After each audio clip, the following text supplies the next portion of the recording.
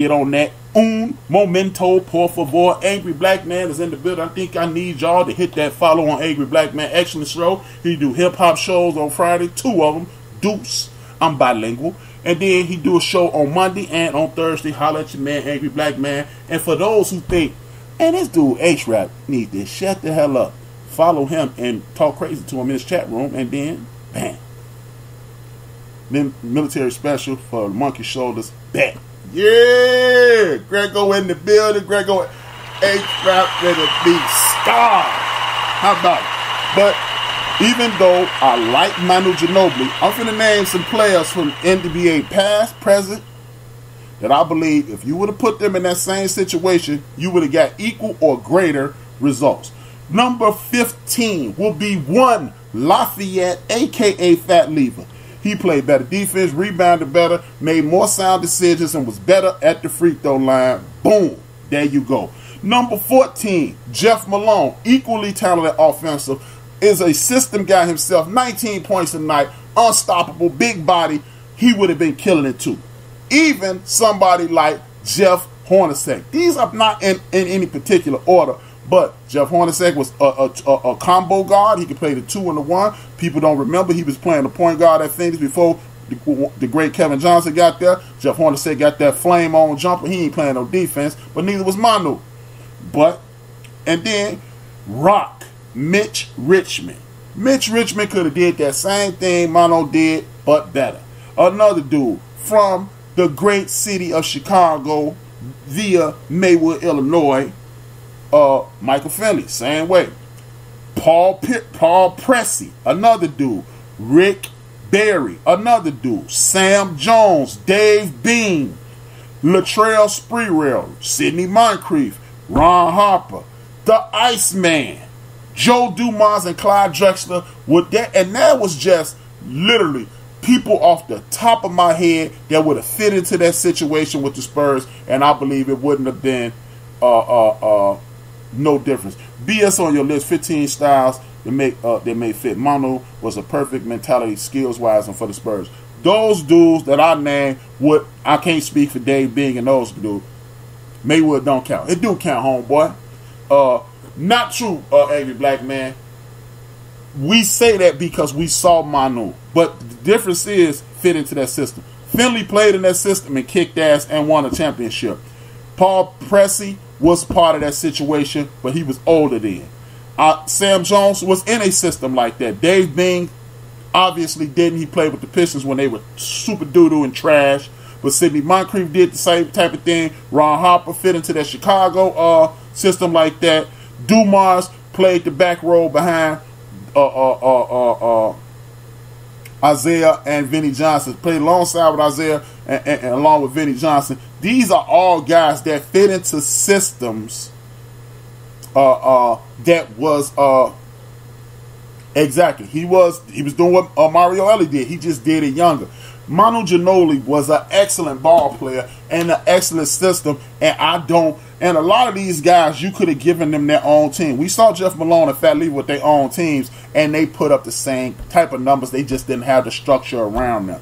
I believe each and every one of those guys could have fit into that system. So when people say Manu Ginobili is a top 30 player, I don't believe he's greater than anyone on that list I just made. So when you say he top 30, Mr. Clown working with Shannon Sharp, miss me with that whoppy doppy. Please do. I ain't trying to hear. But even with that being said, that's the great thing about sports talk. You could be a tremendous fan of somebody and still be critical. Now, the return of Jimmy Buckets tonight. Jimmy Butler, I don't have no problem with this dude. A lot of people mad at him. They say he yip yap too much. But Jimmy Butler is a perfect example of the dude that I was telling y'all about. An example of what I was telling y'all about earlier. When you got guys like who are mid-level or borderline all-star caliber, and they believe that they are stars. You are not the type to build a team around Mr. Butler. Understand that. And this is why America as well, sports is a microcosm of the country, and you need to have a mid-level, a middle class in sports and a middle class in everything else. And because we don't have a middle class in sports, you got overpaid people, and you cannot build an organization. Am I telling you to take less money? No. But if you paid someone their fair market value, you wouldn't have to have these deals with max out deals and overpaying lower level, skill level players that are not franchise changers, because you shouldn't get a max deal unless you are a franchise changer. But I don't want these dudes to get anything but everything they can get. So I'm just speaking in regards to the grand scheme of things. That's all I'm saying. The grand scheme of things, I don't think they should get as much. In the grand scheme of things, get as much as you can. But in the sports fan in me says, nah, work your number the best way you can. Now, with that being said, I have to send my daughter some money, so I'm just going to be doing some rambling while I pull up this damn Chase app, send my daughter some money. But I just don't believe guys like Jimmy Butler. But Jimmy Butler said something. I'm actually not rambling at this point. This is exactly why I brought his name up. I don't believe... Jimmy Butler said something about coaching. And I was on Vince Wright, the sports governor show this week, and we had a conversation about coaches yelling at people. And what I said was I didn't like it. And after hearing what Jimmy Butler said, I hope Vince Wright is listening, because I'm going to transition into that. I'm changing my mind about it. It depends. You can yell at me depending upon your relationship with me. If you don't have a relationship with me, man, don't be yelling at me. If you build a relationship, and then I'm not upset about profane language. I'm not upset if we have a relationship. We can talk to each other like men. It's just when you're a bit too demonstrative, I have a problem with that. I still have a problem with my man Izzo, because Izzo, I think, overstepped it. Because if the dude would have fired back, he would have been in trouble. He would have looked like the bad guy. So don't put me in a position. We're both in emotional situations. You are the super adult, being 55, 60 years old. So you shouldn't put me in a situation where my emotions can overcome me. As the coach, you should always be in charge of that. Cuss me, I ain't really got no problem with that, because you're not cussing me out. You're using profanity as you emotionally talk to me. I don't have a problem with that. But when you start getting in my face and all that, that's when I have a problem. Jimmy Butler said you can't talk to no man like that. I think we get too caught up in it. You can't talk to me like that. Come on, Carl Thomas. You get a little too emotional. Get the hell up out of here. Let me get some of this chat out the way. Man, it was a better Ellie. You damn near career football players. Nah, man. We ain't got CTA.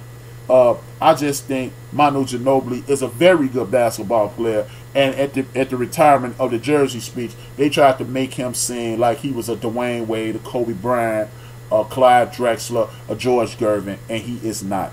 This is another situation to whereas when you win multiple championships, all your sins are washed away. We've seen Manu Ginobili choke at the free throw line. We've seen him miss wide open shots. We've seen him throw balls into the third row. We've also seen him dunk to seal games. So stop acting like he is without flaw. Nothing would have worked without him, especially when you won championships before he got there and before he immersed as what we eventually became. So I don't want to hear that.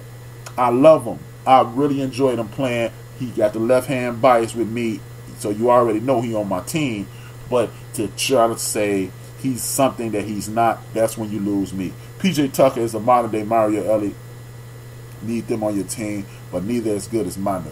I don't think, I would agree, PJ Tucker and Mario are not as good. But to say, again, I think what me and Jungle are saying is when Greg Popovich says we wouldn't have won without Manu, that puts him into a stratosphere that I don't think he belongs in, especially when you giving him all these accolades and you don't even heap that type of praise on the Admiral who saved your franchise when y'all were going straight into the shithole.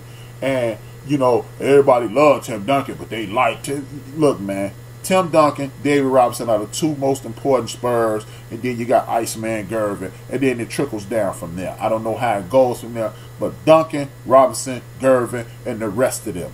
Stop trying to overhype Manu. Great ball player, Hall of Famer, one of the greatest basketball players we will ever see. But when you start trying to lift him up on the Dwayne Wade, Kobe Bryant side of the game, no, he is not. Because I don't believe if you put Manu Ginobili on a team all by himself, he will win, or you can build a team around one Manu Ginobili, even though I'm a gigantic fan.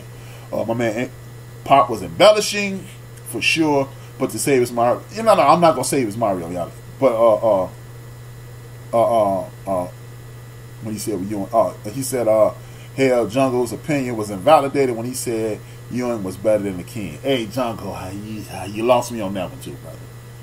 You had me right up until right there playing. I was finna go get a Jungle Brother jersey and everything, man. And then you said he was better than the Dream, and I was like, damn, I'm gonna have to just get a button and then get a Jungle Brother T-shirt. I couldn't get your jersey no more. Yeah, Pat was my man, but he wasn't the Dream. I'm sorry, man. I'm sorry, he wasn't the Dream. I'm sorry, man. Yeah, no, I'm just saying, Alice Gilmore. I'm Chicago, man. You know I like Alice Gilmore. Alice Gilmore used to give Kareem fits. So I'm just saying, when you start labeling the Spurs, Duncan, Robinson, Iceman, and the rest of them. That's it. The rest, I don't care how they all fall. It's the rest of them after that. It's just like with the Bulls. Jordan, Pippen, the rest of them. However you want to put the rest of them, that's how it go. Kobe. You see, it ain't like the Lakers. Magic, Kobe, Kareem, Baylor, West. It's too many. The Knicks, Willis Reed, Walt Frazier, Patrick Ewing, so forth and so on. But it's too many people to name. But when you talking about the Spurs, Robinson, Duncan, Robinson, Iceman, and the rest of them. Hey, it's Festivus for the rest of us. You know what? Let me go ahead and finish my list so I can get back on to this basketball talk. And again, this is not the greatest baseball players we've ever seen. This is the all HRap team. It is number 10, DH, Reggie Martinez Jackson. Number 9, at the pitcher, Roger, the steroid, Clemens. Pudge, the steroid, Rodriguez. The crime dog, Fred McGriff. Terry, one of my MVPs should be Barry's Pendleton. Roberto, don't say nothing to me or I'll spit on you, Alamo. The GOAT, Junior, Ozzie Smith. Number 3 on the all HRap team is Let Ricky Be Ricky Henderson, the greatest base stealer in the history of the game. The greatest leadoff man in the history of the game. And if it wasn't for number 10, number 1 and number 2, he would be the great number 10, number 1, number 2, and number 4, he would be the greatest player in the history of the HRap world. But Ricky Henderson is number 3. Let Rick, yes, no. I read that backward. Jeter is not better than Ozzy on no day. Forget about it, homie. No way, no how. HRap got the all TBS GNT. Nah, man, none of that. These just great players. This is all HRap team, man. Nobody better than Ricky. The number 2 player in the HRap universe. They call it a kid. I saw him play in an all-star game my junior year, my senior year in high school. It was my junior year. He was a senior. It was in Ohio. This dude was playing outfield by his damn self. One of the most spectacular baseball players I've ever seen. He goes Golden Glove, power, average, calling shots, hitting home runs on Mother's Day for his mother. Ken Griffey Jr. is the second best baseball player in the history of HRap. That's just my opinion. I'm not saying that these the best players ever. This is the all HRap team. If I had a team, these are the guys on it, and I don't give a damn what nobody say. Jeter is not better than Ozzy, and you Negroes need to get y'all tongue slapped with turpentine and kiss ugly girls for the rest of y'all lives for saying that. I'm disappointed in Angry Black Man and Jungle. I hope you kiss an ugly girl tonight. How about that? Ugly Musty girl. A musty girl, too. Ugly and musty. How about that? HRap got the all Chicago.